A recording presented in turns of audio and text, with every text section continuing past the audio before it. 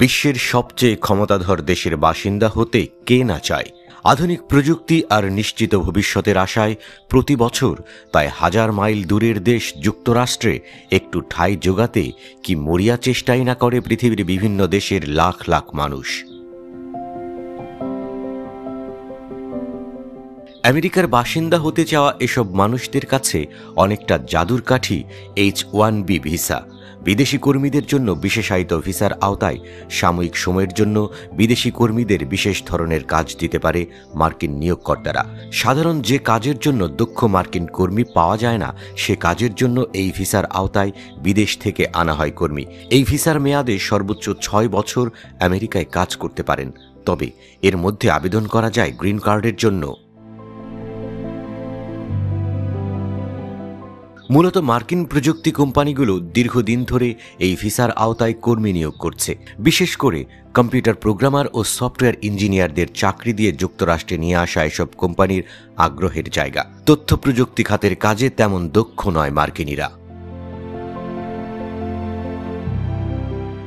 Trump president নির্বাচিত হওয়ার পর থেকে যুক্তরাষ্ট্রে অভিবাসীদের ভবিষ্যৎ নিয়ে চলছে নানা উদ্বেগ উৎকণ্ঠা।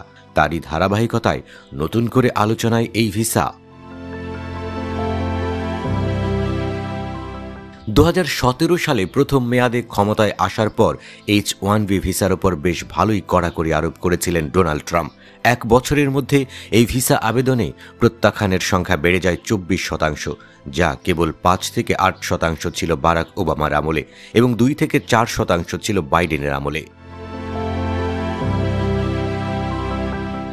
তবে এবার দায়িত্ব গ্রহণের আগেই এই ভিসার পক্ষে কথা বলেছেন ট্রাম্প, আর তারপরই শুরু হয়েছে এ নিয়ে আলোচনা সমালোচনা। মার্কিনীদের দক্ষতাকে ছোট করে স্বল্প বেতনে বিদেশি কর্মীদের দিয়ে কাজ করিয়ে নেয়ার ফন্দি আখ্যা দিয়েছেন অনেকে। অনেকের মতে এই ভিসার মধ্য দিয়ে একদিকে বঞ্চিত করা হচ্ছে আমেরিকানদের, অন্যদিকে শোষণ করা হচ্ছে বিদেশিদের। ভিসা অব্যাহত রাখার পক্ষে জোরালো সমর্থন দিয়েছেন ট্রাম্পের মিত্র ইলন মাস্কও। তিনি নিজেও এই ভিসার মাধ্যমে কাজ শুরু করেছিলেন যুক্তরাষ্ট্রে। H-1B টিকিয়ে রাখতে যুদ্ধ পর্যন্ত করতে প্রস্তুত বলে জানিয়েছেন তিনি। H-1B ভিসা অব্যাহত রাখতে প্রয়োজনে আমি যুদ্ধ করব।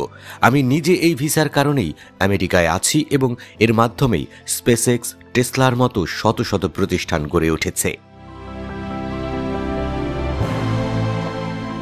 রয়টার্সের তথ্য মতে 2022-23 অর্থ বছরে 2,65,777টি H-1B ভিসার অনুমোদন দিয়েছে যুক্তরাষ্ট্র, যার 78% পেয়েছে ভারতীয়রা।